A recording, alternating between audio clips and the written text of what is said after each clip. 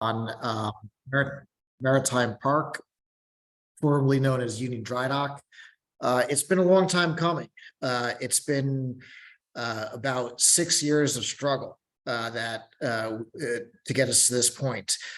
So I think we have a unique opportunity here to do something special, something historic, to be a part of a process that hopefully will outlive all of us here on this meeting. So, as you know, just by way of background, this is a former industrial site. The last piece to connect a fully public waterfront here in Hoboken, something that's unique on here in the Gold Coast. And it's something that's especially important to the community to really give access to people in Hoboken to the Hudson River, to educational opportunities about the environment, the benefits, really access to the water, with the idea that really the water belongs to the people. And this is our opportunity to have that access. We reached a historic milestone when we acquired this property from New York Waterways.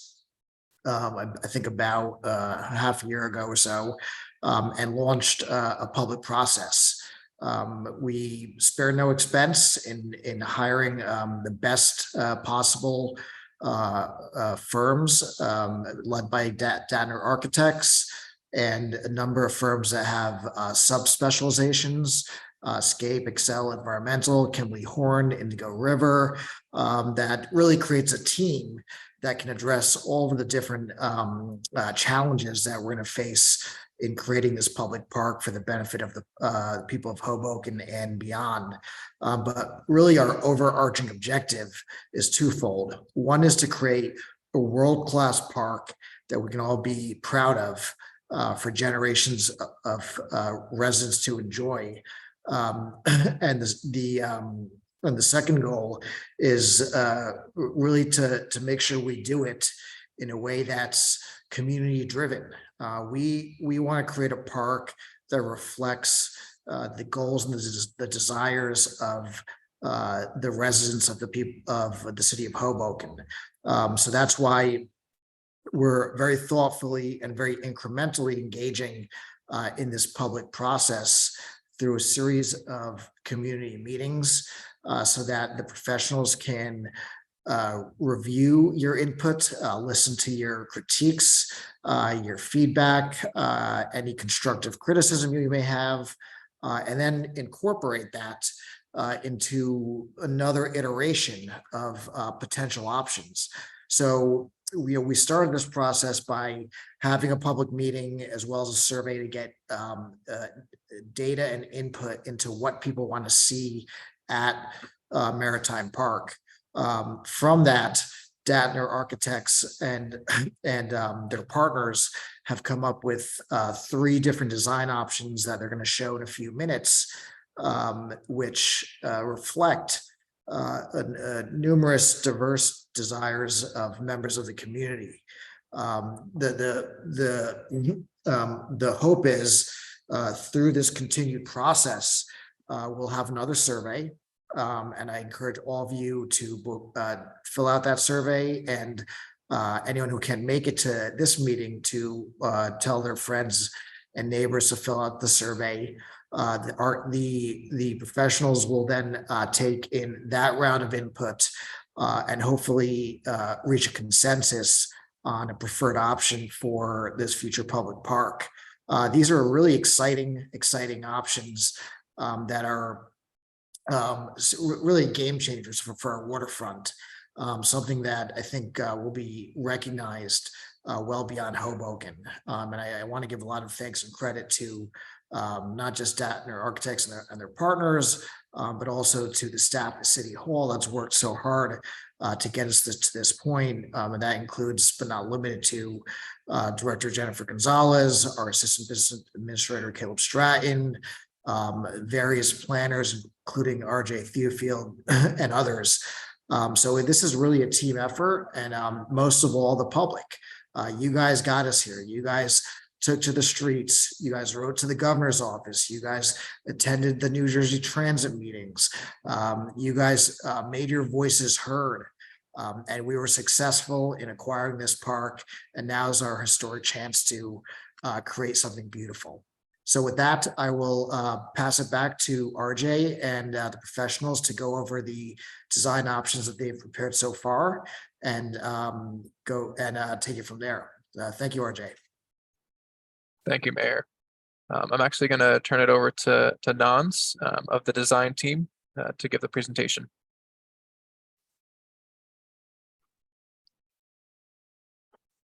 Actually, Aaron is gonna get started, RJ, and then I will just follow.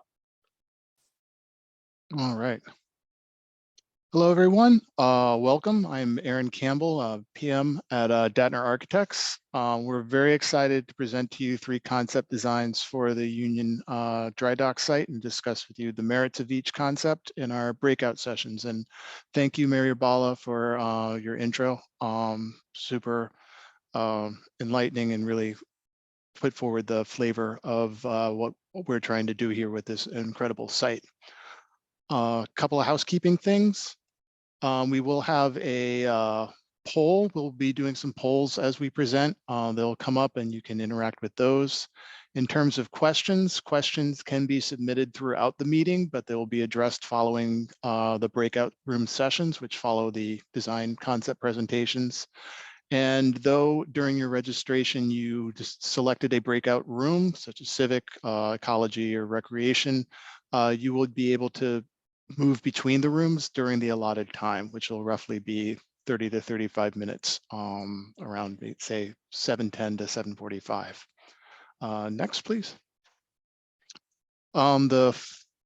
Here you can see the meeting format I was just speaking about. So we're doing the project intro. We will recap the community meeting.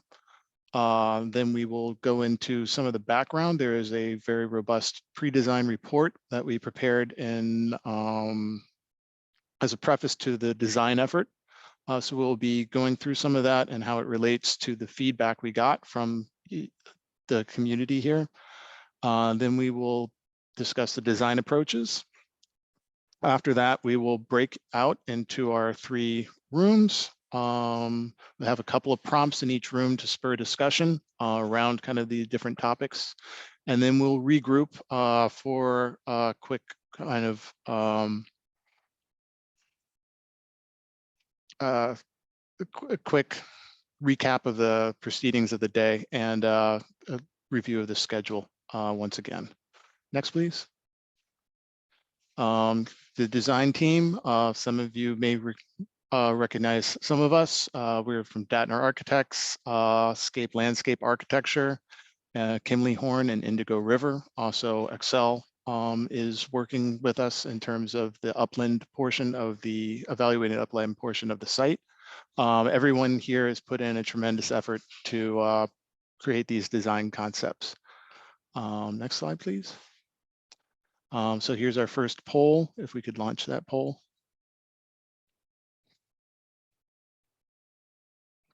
How often do you visit a park?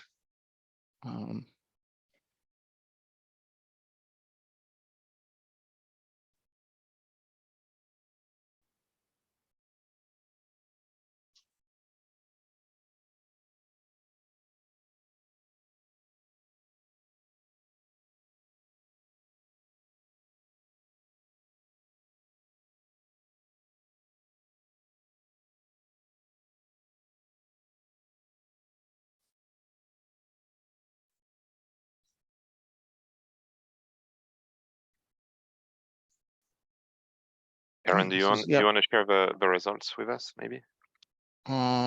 Yeah. As the so we do have the here we can everyone see the results up here? So as we suspect, the site is or at least the area around the waterfront is highly visited, and despite that, it is inaccessible at the present time. So that's actually very encouraging in our effort to open up this part of the project. site.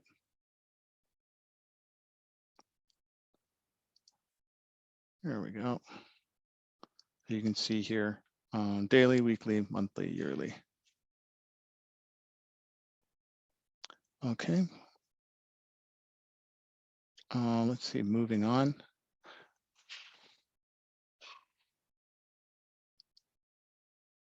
Next, Dons.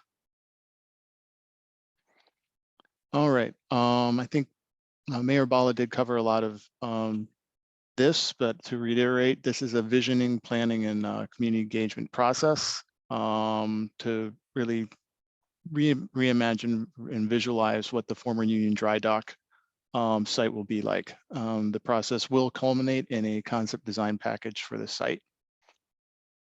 Next, please.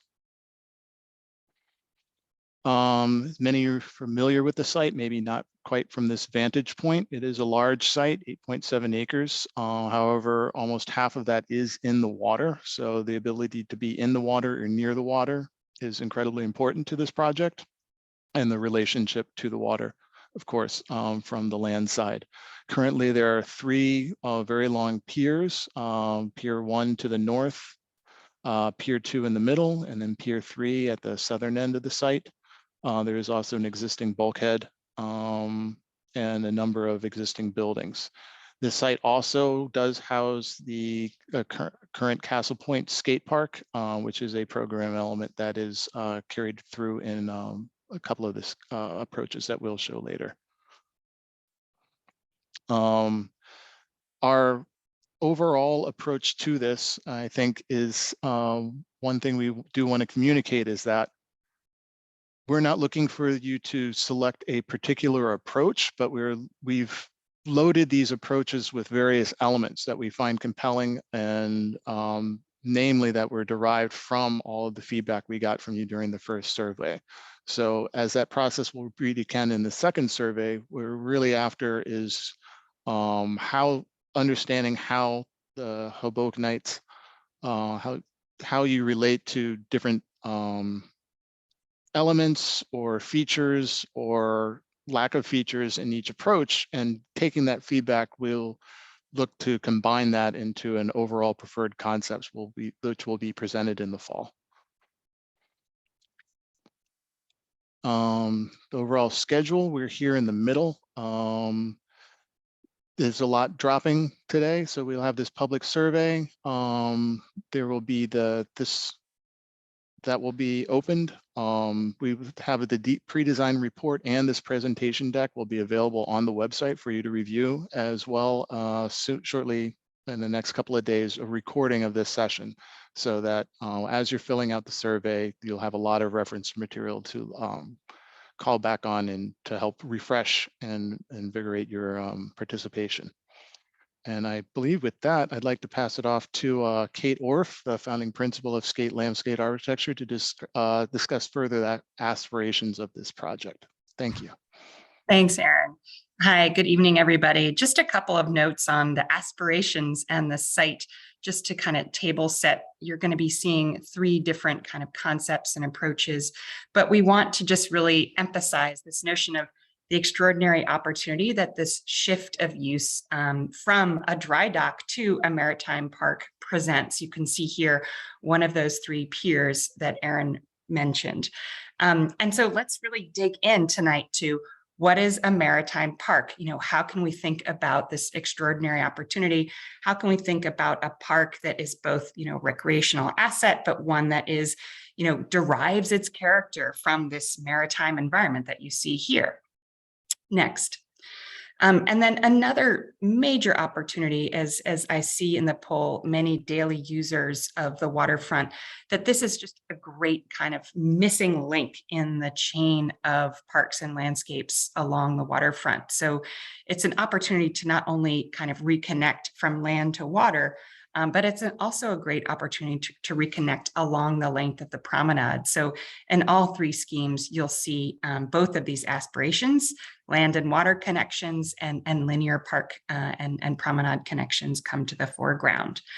And our goal, as for Scape as the lead park designers is really to generate a park design that is befitting of this extraordinary site and one that will kind of resonate with Hoboken residents for many generations. Turning it over to Nans. Great, thank you, Kate, and nice to seeing you again. I'm really excited and I'm thrilled because tonight I'm actually the one who gets to present the design. But before we get there, just give me a few minutes, bear with us for a few additional minutes. We just wanted to share some of the things we've been doing and working on since we've last met in April. And so we started in April after the meeting by collecting and consolidating a lot of the feedback we received, but we also started doing a lot of research and desktop analysis. And so that research and analysis has been combined and consolidated into the existing conditions report that Aaron just mentioned that is available now on the website. Tonight, I just wanted to share a few of those highlights from that initial research. I'm not going to go through the entire report. As Aaron mentioned, it's a lot of information and data, but we really invite you guys to go to that document when you have the time. And so we wanted to start with this concept of Hoboken being at the confluence of biodiversity. And that's something that has been true since for a very long time. So Hoboken is actually located where the Atlantic Ocean meets the Hudson River, where the Meadowlands meets the Palisades. And so what we see within the site and around the site of the Maritime Park is historically a lot of biodiversity. We also know that historically the Lenni Lenape people used to use the site to fish, to hunt, to access fresh water, but also to collect stones that they used to use to carve out pipes, hence the name of Hoboken, the land of tobacco pipe. That kind of richness in terms of ecology is something that we've seen through a long time until the Dutch settled. And so here we are really going from the land of tobacco pipe to High Bluff. High Bluff was how the Dutch used to call Hoboken, and that's because of the bluff along where the Stevens Institute stands today. It's also what's actually in the immediate back of our site, right? We've seen with some of the pictures that we're looking at, that kind of cliff and bluff condition that really limit access to the site itself. And so here you can see in that image that while Hoboken in the early 1800s and mid 1800s is still growing and New York Harbor is being developed, we can see a number of marshland and marshes, which are still providing a lot of biodiversity and different types of habitats for many birds and aquatic species. As the city grows, over time, we see those marshland being transformed, we see them being filled, and that's something that eventually disappear in recent history. Here, what's interesting with that image is that you can see that relationship between buildings, between the people, and between the marshland.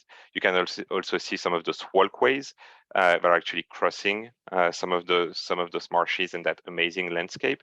And that's something that with the Maritime Park opportunity, we really want to bring back to the forefront, that kind of relationship between biodiversity, ecology, nature, and the city.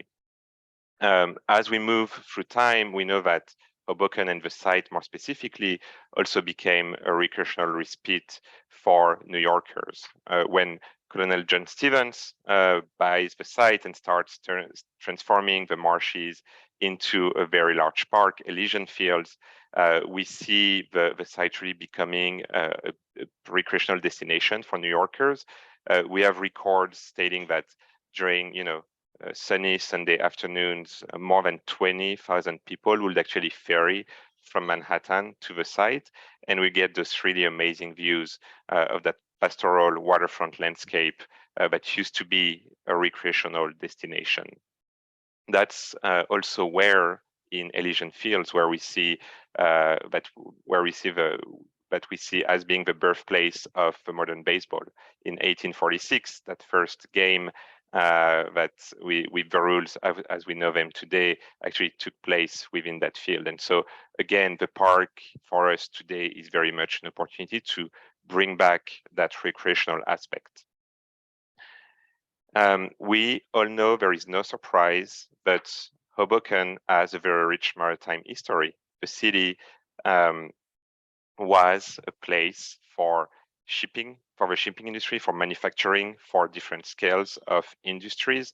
And so here in that picture of 1924, you can see some of the workers on the Union Dry Dock site, which at the time wasn't where the Maritime Park site is located today, but was within the Weehawken Cove. What's interesting to note is that that very rich maritime history played and still plays a huge cultural aspect in the city of Hoboken. It used to support an economy, but also was sustaining the livelihood of many families. And so we think that there are opportunities to reveal that history and use some of the artifacts that are still remaining on the site to reinterpret and tell the story of that very vibrant maritime community that Hoboken used to be. The site has been heavily transformed over time. Again, no surprises there. Here you can see a picture of 1961. You can see some of the piers that Aaron was mentioning earlier. So Pier 1 to the north, Pier 2 in the middle, Pier 3. There was a fourth pier that since then has disappeared. You can also see those larger buildings that are no longer on the site today, but used to be very much part of that industrial landscape of the Hoboken waterfront.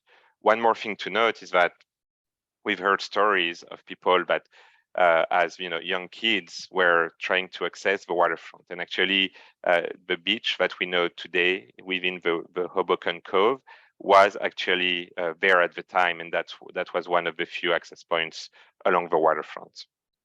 As we all know, again, as transportation shifted from fluvial and maritime to highways and train, we've seen the waterfront being abandoned. And here you can see a picture of some of those falling apart piers in the early 80s. That shift in industry and that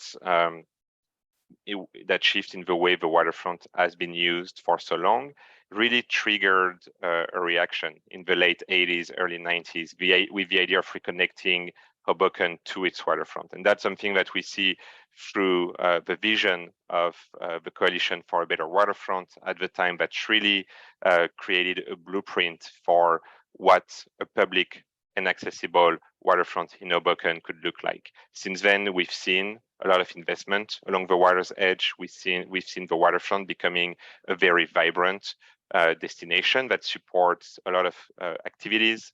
We think of play, but also recreation, places to meet together and to really become the substrate of that very active social life in the city. But at the same time, we see that our site, the Maritime Park site, is that missing link, as Kate was saying. We here on that picture can see how those very high fences, not really friendly looking, are really limiting access to the water, and how the sidewalk being fairly narrow in that area really pushes people to actually walk within the roadbed. And so today we are presented with a unique opportunity to rethink what the Maritime Park could be and what it could do for the city. But we are also presented with an opportunity to not just do it in the vacuum, but to do it in collaboration with you all. We want to create a park that will reflect community input. And so with that, I'm actually going to ask you guys if you're able to attend our first public meeting, or if you're able to participate in our first online survey.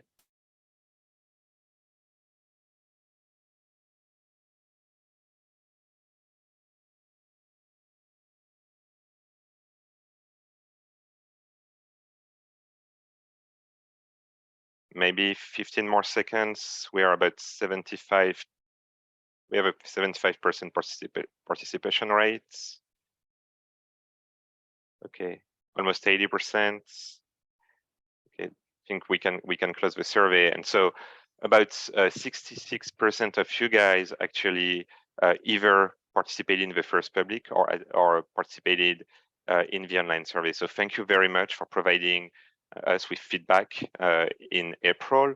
We, during the meeting, were able to meet about 70 70 people, we were able to collect amazing feedback and have great informed discussion about what the park could be. We talked about programming, we collected stories and anecdotes about the waterfront, and we really discussed your aspirations for the park. We also at the time launched our first online survey. We had more than 1,700 responses. I've been told that's actually the highest response rate that the city ever got for an online survey. So thank you all, especially knowing that 97% of those responses were actually coming from people, from residents of Hoboken. During that survey and during that meeting, we've been able to gather a lot of information, and that's something that you will see translated in the design proposals tonight. We've heard loud and clear that for many of you, the vast majority, it was important to very important to have flexible open spaces for active recreation. We've also heard that flexible open spaces for passive recreation was a priority for more than 3/4 of the participants. We've heard that restoring ecologies and natural habitats was also top of mind. About 75% of you felt that it was important to very important. And about half of the participants really felt that providing direct access to the Hudson River should be a priority for the park. So thank you again for those feedback and those all of those responses. So we've been able to, based on that, to really develop 3 kind of ideas about what the site could be. So first, we think that it should be a civic destination, a place where people could actually potentially book a pavilion to host things like birthday parties. We've also realized that ecology should be at the forefront of the design and the thinking for the park. For example, that designing the landscape to create habitat for birds, insects, marine life, such as oysters, juvenile fish, should be very important, and that it should also be the opportunity to provide educational programming around those along those lines. Finally, and again, recreation was top of mind with the idea of creating a destination where kayaking, small boats could be part of the design, but also providing opportunities for play for people of different ages and backgrounds. And so based on the feedback, based on the research we've done, and based on the aspirations of the projects, we've also worked on defining 5 project goals. The first one of them being about providing access and connecting, so creating and establishing a connected and accessible Hoboken waterfront for people of all backgrounds and abilities. We're also looking towards the future, and so one of the goals is to anticipate and plan for the effects of climate change to implement a resilient and enduring waterfront park. Programming is definitely something that is very important for designing a park, so we want to provide a diverse range of programs and activities that meet community needs and aspirations. This idea of restoring and enhancing biodiversity and native ecologies in the park became also one of the project goals. And finally, trying to echo the rich maritime history of the site, we want to celebrate the unique history and character of the Hoboken waterfront through materiality and interpretive experiences in the park. So with that 5 project goals in mind, I'm going to ask you guys if you think that the project goals capture your aspirations for the Maritime Park. So if we can launch the 3rd survey.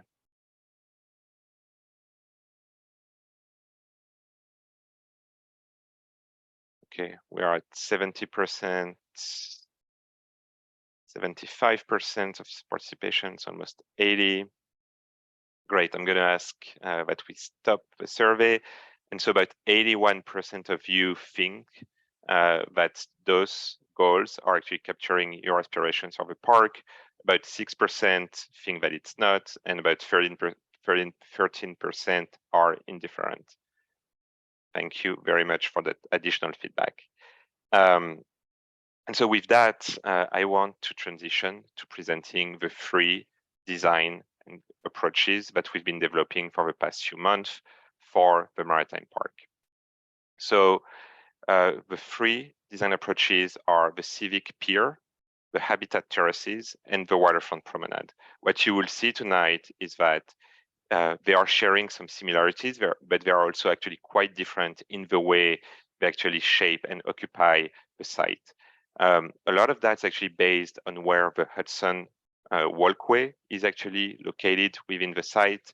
With the civic pier approach, what you can see is that we've actually pushed the walkway towards the western edge of the site along Sinatra Drive, and that really helps us freeing up a lot of the space to create programming, different types of programming along the waterfront.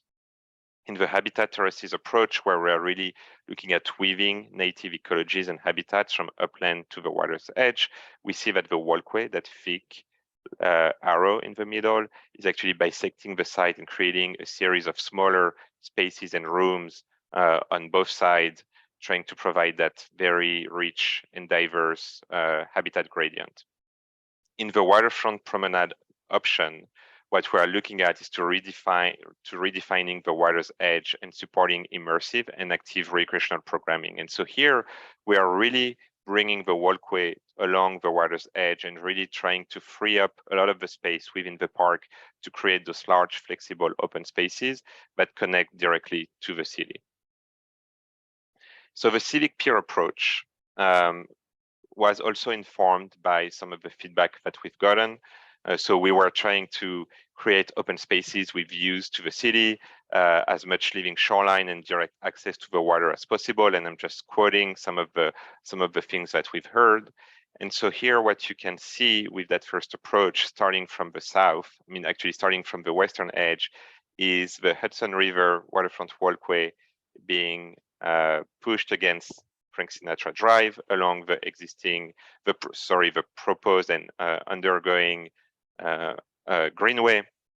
And then from the south, what we've looked at was rebuilding the skate park and trying to really keep it in its current location. Moving north, what we are seeing is that very large and expensive restored marshland, that large cove that really kind of organizes a lot of the circulation within the site. You can see a series of smaller boardwalks providing direct access to the marshland and leading you up towards Pier 2. In that scheme, Pier 2 is being reconstructed and really becomes an activated and programmed pier where you can imagine a series of programming opportunities, both passive and active, taking place on the pier itself. And that's something that we would like to discuss further with you during the breakout sessions. You can also see that we've been able to cite potentially event barges, things that will not necessarily be there all the time, but for special events, for maybe a few weeks, a few days, or a season, could host additional programming and events. The pier itself is articulated around a very large lookout lawn, a large open and flexible space that really connects back to the city and leads you to the north of the site with the Civic Hub, that large building that really fronts a restored and expanded beach within the Hoboken Cove. Here you can see you can see the circulation and access diagram for that scheme. So again, the walkway being pushed in the back of the site really frees up opportunity in terms of different scales of programming and a secondary network of paths that brings you closer to the water, and eventually smaller paths and piers and boardwalks bringing you all the way to the water's edge and sometimes above. A number of access points to the north and to the south, but also along Sinatra Drive, a kayak launch that is adjacent to the Civic Hub, and a pedestrian bridge that is being proposed with that approach, that scheme, connecting the Civic Hub, that building, to Elysian Park with an overpass over Sinatra Drive. In terms of ecological programming, so again, we've been looking at that very large and expensive restored marshland in the center, We are thinking that some of the barges that could be there occasionally could host learning and educational programs.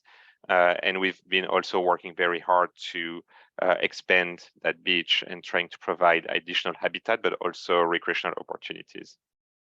Here you can see a view looking north towards the expanded and restored marshland, that large cove moment where you can see that amphitheater moment, some of the boardwalks taking you closer to the water and providing educational opportunities with either self-learning stations or potentially outdoor classrooms that could host a series of events and activities. On the next one, when it comes to recreational programming, I've mentioned that the skate park was being reconstructed and expanded in this scheme, but the pier itself, Pier 2, really becomes that destination where you can think of, seating opportunities, but also more active programming. And finally, that water access point that I mentioned previously as well, that really connects the beach to that very expensive kayak cove where kayaking and on-water activities could really take place. Here you can see a view, so looking towards the south of the site from the civic hub. The building is actually in our back. You can see that pedestrian path and walkway connecting all the way to the reconstructed programmed pier and that large and expensive lookout lawn to the right of the image. And so with that, I'm going to ask Aaron to tell us a little bit more about the Civic Hub building. Thank you, Nance. I did want to preface by saying that the structures that you'll see associated with each of the approaches are there to accommodate programs and amenities, as we've said before, that garnered from the feedback from the first project survey held in April. These programs and amenities included shade structures, restroom facilities, kayak storage, and facilities for cultural and educational activities and events. One thing to note, a number of these structures that you'll see are elevated. That is because we do have to accommodate the design flood elevation, which restricts the type of programming you can have at the ground level. However, we're taking advantage of this bit of code and also future proofing in the designs to provide many opportunities for different vantage points and elevated overlooks in various areas of the project. And again, our goal is to have you really kind of take in mind the elements that comprise of these structures and think about how maybe they could be combined or complement other features that you like in the following of all of the approaches that we're showing tonight. So with that, I will talk about the Civic Hub. Off the bat, the Civic Hub activates potential connections at the northwest corner of the site. The major move is a pedestrian connection, which brings visitors from Elysian Park to the activated pier. This connection becomes a covered viewing deck, which culminates in a civic overlook. Next, I'll actually stay on this one. The covered deck is flanked by enclosed program areas, providing flexible space for educational and cultural events and activities, and allows these activities to spill out onto the covered deck and civic outlook in fair weather. Next slide, please. At the ground level, the Civic Hub frames a threshold from the Hudson River waterfront walkway to the west to the expanded beach zone beyond. This level also provides shade for leisure activities such as a shaded picnic area, as well as kayak storage and elevator access. Next, please.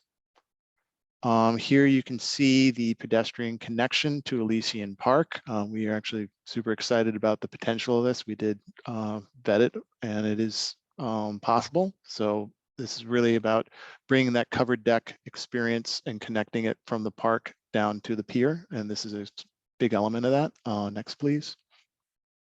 And here you get a sense from the other end of that civil overlook and really kind of getting this idea of a double-decker beach porch, if you will, that looks out over the Hudson River and with a very public-facing and engaging setup. Thank you. Thank you, Aaron. So our next approach is the habitat terraces. And so again, here we are really looking at bringing back a lot of the diversity and the biodiversity that used to be within the Hoboken marshland historically. And so that's an approach that has been informed by the idea of like native plantings and garden that could make the area more amenable to local wildlife and pollinator species. We've again integrated a lot of the programming ideas that we've been able to gather during the engagement process. And so here with that approach, what you can see is again that orange path in the middle, which is the Hudson River waterfront walkway that weaves through the site and really kind of divides the site into different smaller rooms. To the south, we have a coastal forest, a maritime forest with a series of programs, including adventure play, but also a building, a pavilion for to host a series of events, and that's something that Aaron is going to describe in a minute. In the center of the site, you can see that gradient of habitats going from mudflats to low marsh, high marsh, and coastal meadows upland. So you can really see how these will be able to participate into restoring ecologies, providing aquatic habitat and habitat for birds and other species such as small insects potentially. Finally, to the north and next to what we call the North Pavilion, again, the idea of expanding and restoring the beach within the Hoboken Cove and providing this amazing viewing opportunity with that new beach deck, but also a kayak launch that will connect directly the pavilion to the water. In the water itself, here we are looking at transforming some of the existing piers into platforms that will host additional bird habitat to enhance the habitat value of the site again, and providing those habitat islands that will participate into intertidal marine and aquatic life as much as it will do it with subtidal habitat as well. In terms of circulation and access, so again, the walkway kind of weaves through the site in the middle, and from there you can see a series of smaller paths that really brings you closer to the water, but also that paths that will run through the different meadows and kind of landscape rooms that we've identified. For access points towards the north and towards the south of the site, and again a kayak launch within the Hoboken Cove. In terms of ecological programming, so we've been looking at the different type of wetlands that we could have here. Again, that gradient from mudflat to high marsh and coastal meadow. The habitat islands providing, again, additional bird habitat and a lot of tree planting and forest to provide shade, but also habitat and ecological value to the site. Here you can see a view looking towards the north of the site. We're standing on one of the smaller boardwalks within the wetland terraces. And so that's what you can see on the right, with some of the piers being deconstructed to really keep those platforms to provide bird habitat, and to the left, some of the coastal meadows and flexible open spaces that are really providing and hosting different types of programming and activities. In terms of recreational program, I mentioned the nature play within the maritime forest, but as mentioned as well, kayak really becomes an amazing experience with that scheme because of the islands and the piles of the piers that will be kept. You really get to kayak within that very rich habitat and kind of fun experience on the water as well. Again, a series of more passive open spaces with the meadows and some of the lawns that we find in the middle of the site. Here you can see a view, the North Pavilion, which Aaron is going to describe in a minute, that actually hosts kayak storage, is to the right of the image. And so we are looking at one of the boardwalk leading towards the water and the kayak launch along that new and restored beach within the Hoboken Cove. Aaron, do you want to talk about the pavilions? Yeah, thank you, Nance. So there are two pavilions. We're calling them gateway pavilions because they really do mark the access points at the north and south ends of the site. The south pavilion that you see here really is really a pavilion. It's an elevated platform allowing for the engagement with the proposed adventure forest and wildlife, especially birds, and an overlook moment at the south end of the site. You can see that it would look out into the forest as well as capturing some proposed trees to very closely stand next to. Next, and here's a perspective, just kind of combining all of the aforementioned aspects into an easier to understand view. Next, please. So the next pavilion is the North Pavilion. This is really kind of a beach house that supports all the activity at the expanded beach zone. It stands as a gateway from the northwest corner of the site to the beach. The gateway is bracketed by an access ramp to the north and program blocks to the south. On the ground level, kayak storage, you can see a kayak storage area that opens onto the kayak launch.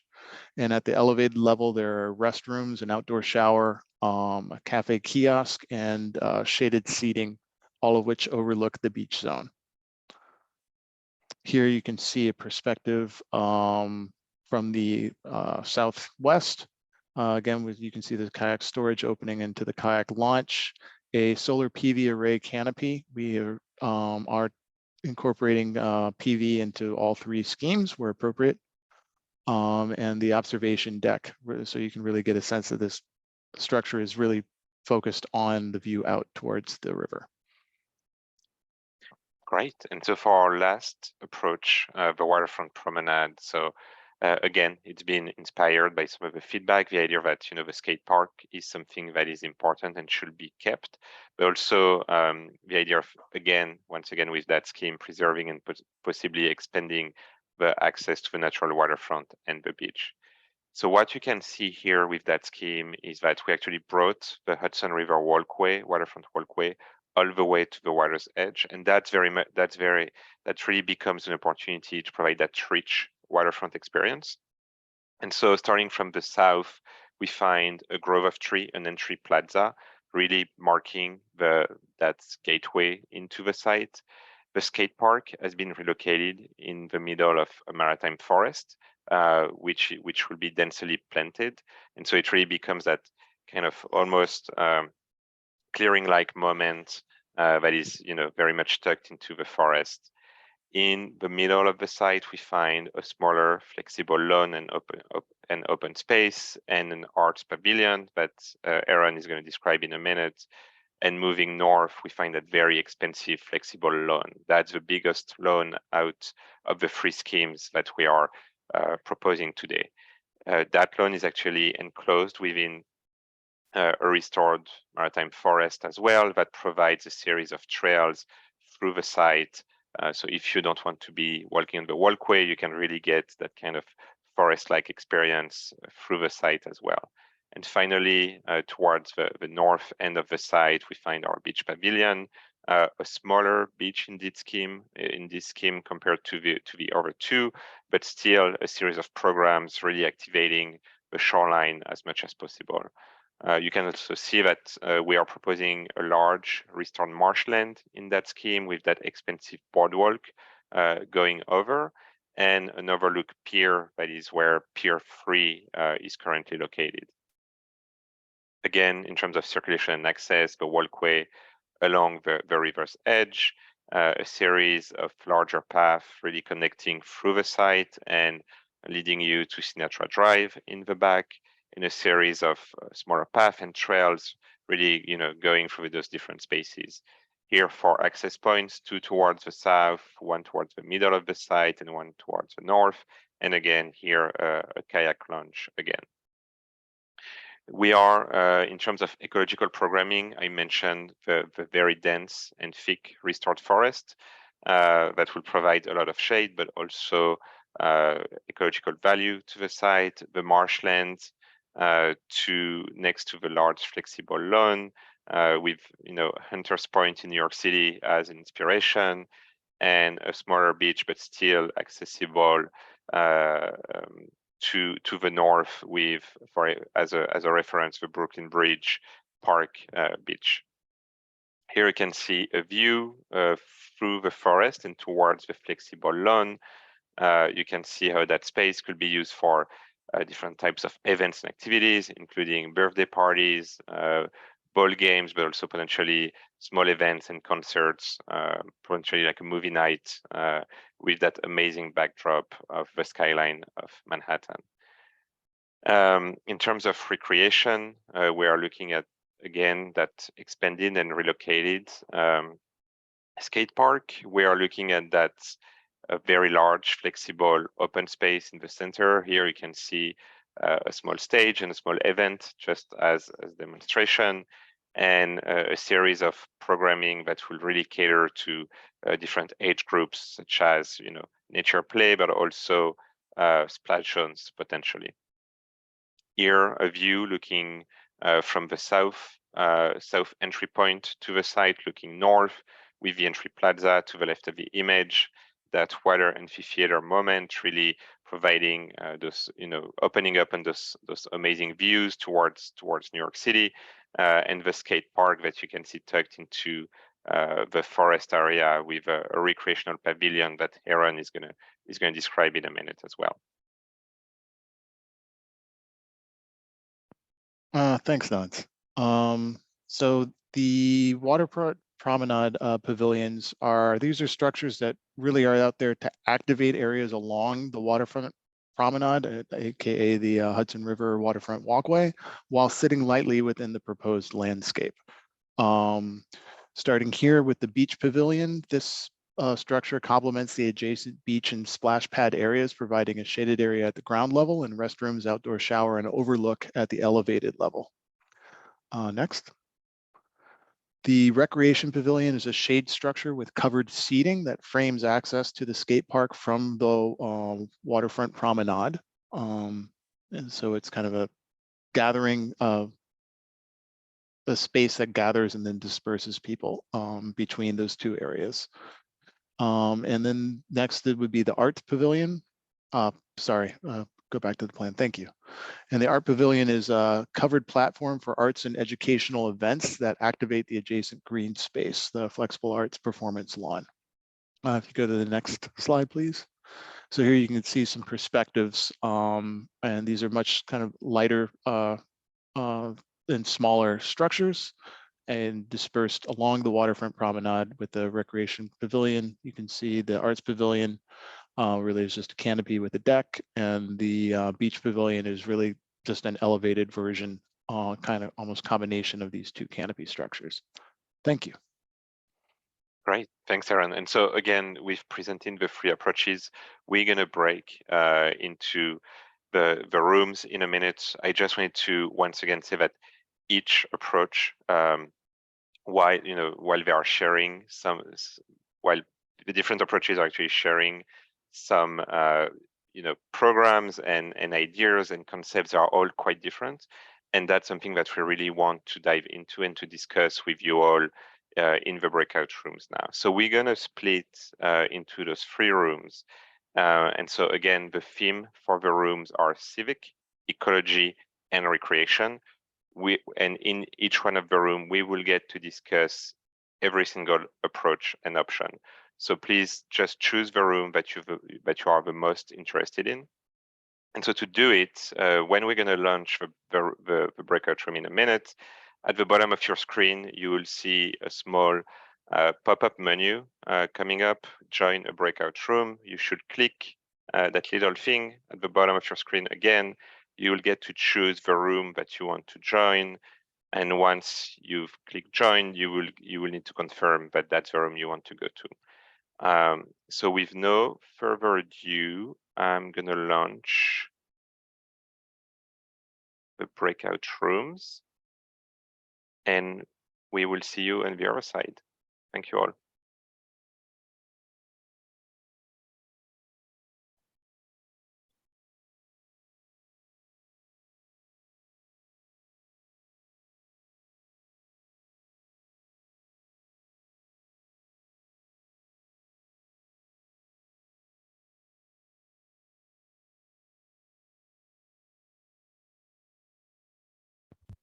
Nons, hmm how are we getting in? You should be able to join the one that you want. It's not letting me join. It's not letting me join either. Scroll. Okay, hang on. I'm not in. I don't see my name. If you click breakout room, the pop-up window should come up and you should be able to join from there because you're a co-host.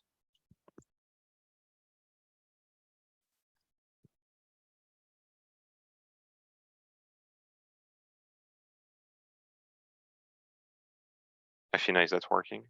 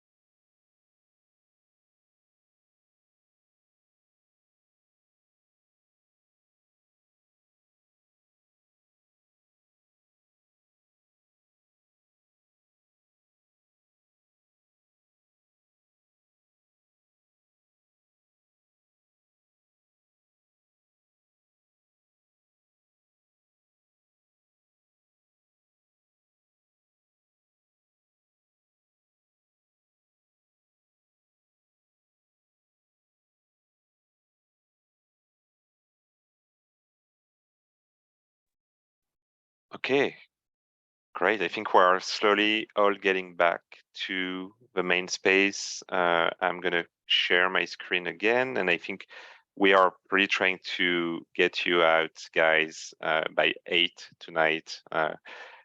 We know it's hard to stay on so late for public meetings, so we just want to take a few minutes to actually share back with the rest of the other rooms what has been discussed in each room. So I'm going to start with asking Colleen to tell us about what's been discussed in the recreation room. Thanks, Nance. Hi, everybody. So I'm Colleen. I'm from Scape. I was facilitating the rec room. Thank you for those that participated. I know we had to cut it a little bit short.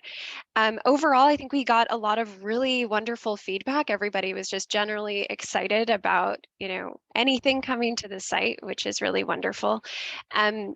We got a lot of support for just the amount of shade and the green that can come to the site, regardless of what approach we take.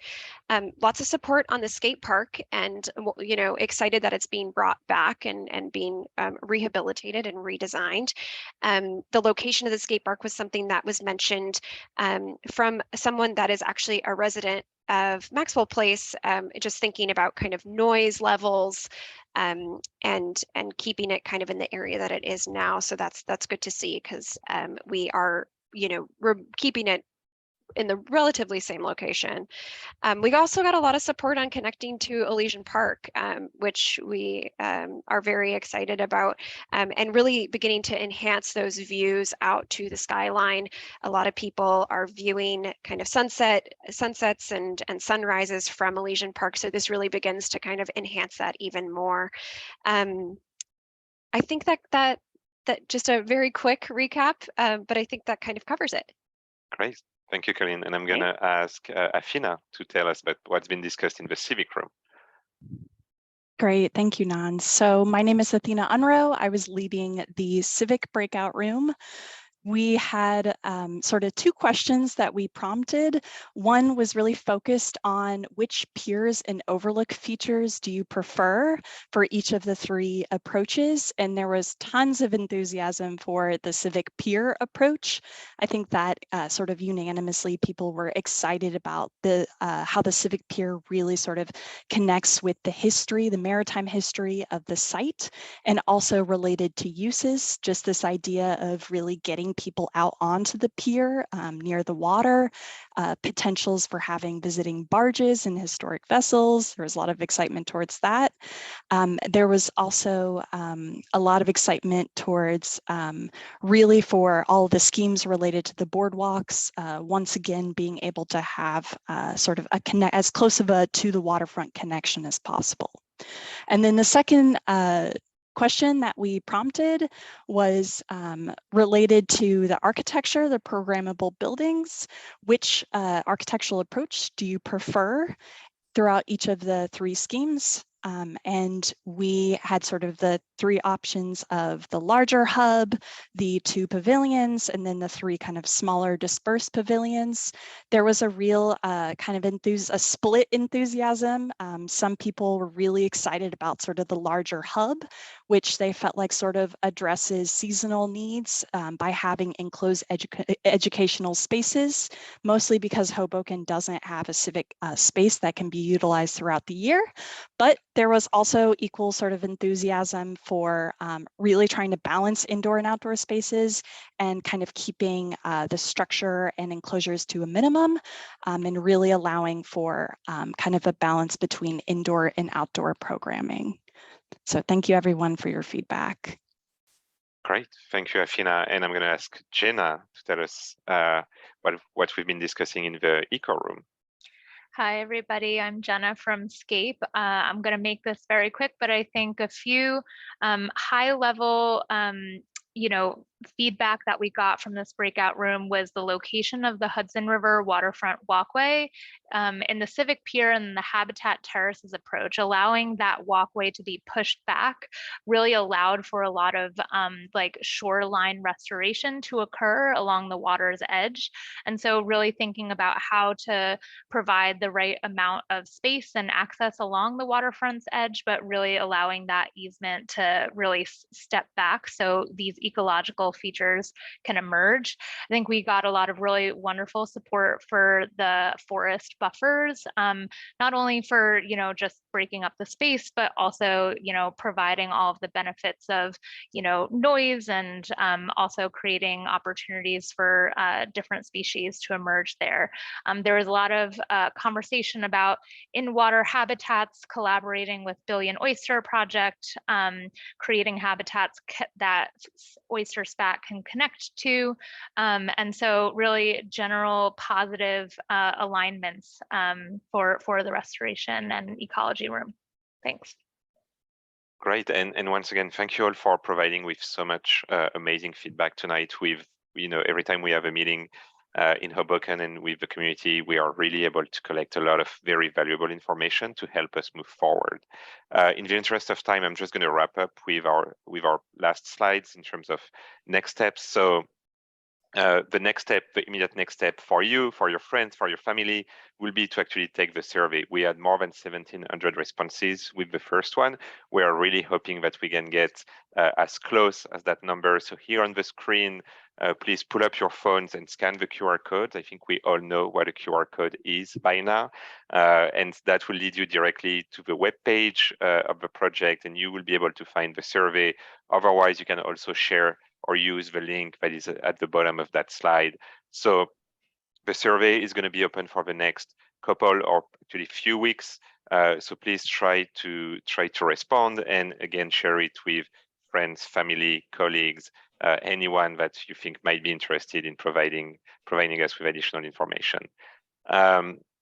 Again, this is not the end of the process. We are just halfway through it. We have another meeting, a community meeting coming up in the fall, where we will be able to share our preferred alternative, that kind of hybrid Frankenstein-like design concept that will really pull elements from each one of the approaches presented today. Go to the website. You will find not just the existing conditions report, but also the presentation that we went through today will be posted there, as well as the recording of the meeting. So if you want to go back to some of the information we've shared, it will be accessible. We're going to be working very hard over the next few weeks and few months to create that preferred alternative, and we are really looking forward to sharing that work with you all over that next engagement wave. So again, we are 3 minutes behind, sorry, but thank you very much. Thank you so much for spending an hour and a half with us. I'm also seeing a lot of great questions in the Q&A, and that's something that we will obviously look at and take into consideration. Thank you for spending that evening with us. We really value your time and the feedback that you've been able to give us. So looking forward to seeing you in the fall. Bye all.